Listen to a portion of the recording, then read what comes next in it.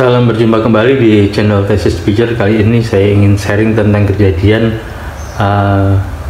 teman dekat saya, seorang kameramen, ya, yang sejak dia pacaran dengan istrinya ini, kedua-duanya sama-sama indigo. Jadi menurut mereka ada kodam yang selalu menyerupai mereka gitu. Nah, intinya keduanya akhirnya jangan sampai keliru loh siapa yang asli gitu kan. Nah, awalnya tuh dia pernah cerita sama saya kalau pertama kali kedua sejoli ini tahu sama-sama indigo itu apel dan kencan pertama nonton film di bioskop Bogor. Rumahnya di Cibinong dan pacarnya di Bogor. Terus kemudian Bang Apel pas dia datang pakai motor standar, terus dia menuju ke pintunya, diketuk-ketuk gitu kan, assalamualaikum gitu kan, diketuk-ketuk karena sudah janjian gitu kan. Nah itu mau nonton film sekitar jam 7, jadi setengah 7 itu si kawan saya kameramen ini sudah ngetok pintu di situ. Nah, namun tiba-tiba dari belakang, oh udah datang mas ya. Nah, pacarnya itu ternyata dari belakang, oh udah datang mas, membukakan pintu, tapi menutup pintu lagi, nggak mempersilahkan masuk. Sebentar ya mas ya, saya mau ganti baju gitu. Dia masuk, enggak. Jadi pas ganti pintu, suruh masuk, suruh duduk gitu kan. Terus dia mau ganti baju. Nah, terus kemudian si ceweknya yang asli ini dari dalam gitu, dari dalam terus nongol di korden gitu kan, di korden pintu dalamnya tuh, oh mas sudah datang, siapa yang bukain pintu gitu kan. Abah sama ibu lagi di musola gitu. Si teman saya ini bengong gitu, tadi siapa yang bukain, padahal wajahnya mirip gitu kan. Sementara posisinya pacarnya yang asli itu yang ngebukain korden ini kayak baru berias, sementara yang tadi masuk itu kayak sudah berias tapi masih pakai baju biasa, pakai daster biasa gitu kan. Nah, dah si teman saya ini diem aja, nggak ngomong, oh ya tadi ngebuka sendiri ya, ngomong gitu. Nah, kemudian nontonlah mereka gitu, terus makan bareng. Nah, pas pulangnya, pas nganterin pulang nonton terus makan bareng ini, pas pulangnya kan sudah pamit gitu kan, yaudah saya pamit ya gitu kan. Saya pamitnya sudah pamitan, emang abah sama ibu di mana? Lagi nonton TV tuh gitu,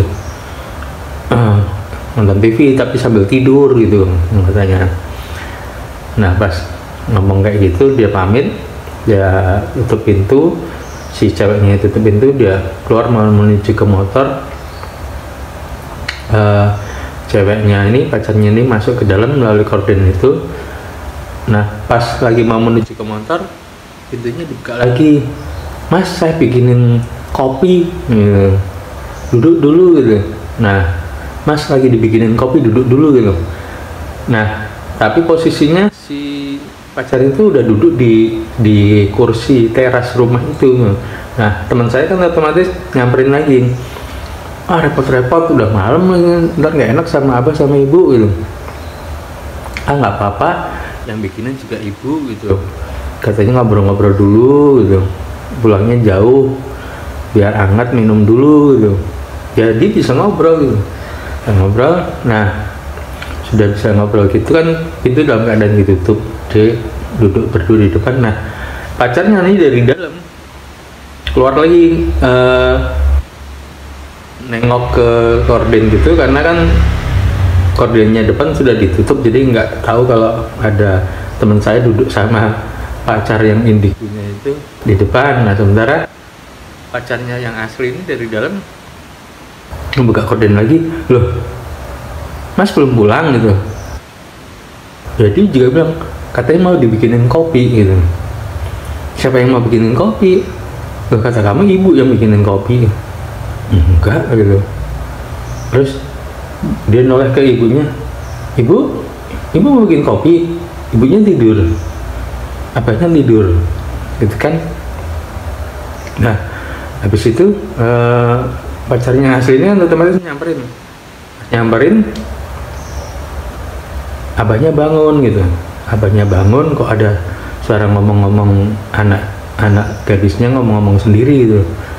Nah disamperin, ditengok ke ruang tamu, Neng ngomong sama saha gitu kan, ngomong pakai bahasa Sunda, ngomong sama siapa gitu, sama cowok Neng gitu kan, mana loh begitu didengar udah nggak ada lagi gitu. Nah demikian juga dengan teman saya yang sedang di depan ini, begitu dia ngomong itu kayak ada suara pacar kamu di depan, kata abahnya kan. Pas ditengok lagi, yang pacar basuhnya udah nggak ada. Loh mas, duduk sini. Iya tadi kamu suruh duduk di sini. Nah disitulah akhirnya abahnya ngomong, ini gini, kalian duduk dulu nih, kalian duduk. Ini tadi gimana? Nah setelah saling cerita, abahnya baru ngomong, oh kalian ini sama-sama indigo, sama-sama ada kodamnya, sama-sama ada yang ngikutin gitu, mirip gitu kan, bisa komunikasi, cara saling komunikasi. Ya mudah-mudahan kalian jodoh, kata abahnya gitu. Nah setelah beberapa tahun mereka menikah, sampai punya anak gitu kan. Terus dikontrakan, kawan saya ini kan suka syuting kalau luar kota, terus kemana gitu. Nah suatu saat subuh tuh, habis subuh kawan saya ini mesti berangkat karena ada syuting pagi gitu kan. Syuting itu selalu pagi banget, dan habis subuh langsung berangkat. Nah namun karena sudah terbiasa, suami istri ini terbiasa ada kembarannya, yang penampakan kembarannya ini. Begitu kawan saya ini berangkat, dijemput pakai mobil jemputan syuting, motornya masih di rumah gitu kan, diparkir di ruang tamu. Nah istrinya kawan saya ini lagi ngomong anaknya gitu, tapi pas nengok ke motornya, si penampakan kawan saya ini lagi bersihin motor, lagi ngelap gitu, seperti kebiasaan sehari-harinya dia gitu. Jadi istrinya tuh telepon, Pak, ini ada kembaranmu nih lagi bersih motor kayak biasa kamu. Ya biarin aja, orang yang punya juga nggak sempat bersihin gitu. Jadi awalnya memang tidak ada inilah, tidak ada ini, karena ternyata sama-sama indigo dan sama-sama bisa punya sosok penampakan yang menyerupai gitu kan. Nah namun pas kawan saya syuting kebetulan di tempat pelosok, jadi pingin syuting di kayak hutan danau yang belum pernah ada di sinetron maupun belum ada di film gitu kan. Nah syutingnya di situ gitu. Setelah situ sampai tengah malam. Nah awalnya tuh kejadiannya dia cerita lampu, kalau dulu kan masih pakai lampu besar ya, belum pakai LED kayak sekarang, pakai HMI ini bawaannya sudah berat sekitar 2,5 kilo gitu kan, untuk backlight gitu kan. Nah arahnya untuk adegan yang mau di syuting itu arahnya tepat di situ, tapi setiap dinyalain itu mati. Hanya lampu itu mati, lampu yang lain nyala. Tapi begitu lampu itu dipindah ke tempat yang lain, disetel, digeser sedikit aja, nyala. Terus begitu masih nyala, suruh geser ke tempat yang tadi itu, yang udah pas gitu. Taruh situ lagi, mati lagi. Itu sampai 2 kali 3 kali, akhirnya ya udahlah, di tempat yang tadi bisa nyala aja. Terus kemudian karena si teman saya yang kameramen itu tahu pasti ada apa-apa nih gitu kan. Nah begitu dia minta izin sama sutradaranya, ini berubah ini kalau agak blokingnya agak kesini gimana, karena lampu saya di sana nggak bisa nyala gitu. Itu jam sudah jam 2 malam gitu. Belum, masih di tengah hutan gitu kan, tengah hutan, sampingnya ada kuburan pula gitu kan. Nah karena pingin pas banget itu lampu itu, sampai dia teriak-teriak ke asistennya, asisten duduk di kamera, asisten tiba, kamu jangan diem aja, itu dibantuin itu di sana gitu. Asistennya itu ketakutan gitu, ketakutan, lu kenapa lu suruh mah cengar-cengir, ketakutan gitu, ketakutan. Terus akhirnya dia pergi ke sana membetulkan lampu itu gitu. Yang lain pada ngeliat itu nggak pada berani gitu. Nah sampai saudaranya itu juga nggak berani ngomong keras-keras lagi gitu.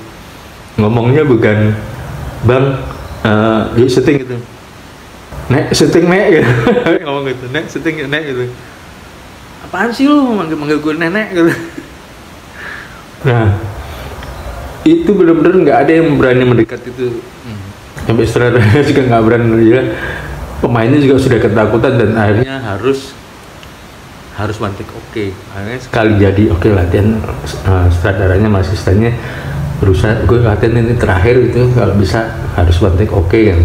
Begitu one take oke, semua dikemas-kemas, lampu mati, baru dia wajahnya sudah berubah kembali. Saudaranya tuh deketin, lu tahu nggak anak buah lu pada takut sama lu gitu. Kenapa emang? Wajah lu kayak nenek-nenek lampir, lebih serem dari nenek lampir, berlendir-lendir gitu kan, giginya, taringnya segala macam ya. Itu mengerikan sekali, rambutnya dewok kayak gitu kan. Masa sih? Iya. Oh, karena dia indigo. Oh, yang jaga di lampu sana itu nempel di gue, kata dia gitu. Ya itulah dunia kru film ya, menghadapi tempat yang baru, menghadapi tempat yang ini ya, dengan resiko yang tinggi gitu kan. Tapi yang harus dilakukan gitu. Dan kebetulan itu indigo dan bisa mengerti dengan dunia seperti itu gitu. Nah coba kalau nggak mengerti, bisa kesurupan, bisa repot, karena tidak setiap syuting itu ada pawangnya atau dekat sama juri kunci atau dekat sama pawang di situ. Nah tapi apapun itu, selagi teman saya itu termasuk rajin sholat, ibadahnya bagus, sehingga buat dia kunci satu-satunya kalau kita seperti itu adalah kita rajin beribadah ya. Dengan rajin beribadah itu, seperti apapun makhluk gaib itu, kita paling nggak ada tameng, setidaknya ada tameng buat kita sendiri ya. Kata teman saya begitu ya. Nah demikian yang bisa saya sampaikan, pengalaman kisah hidup teman saya yang indigo, istrinya indigo, dan mengalami kejadian yang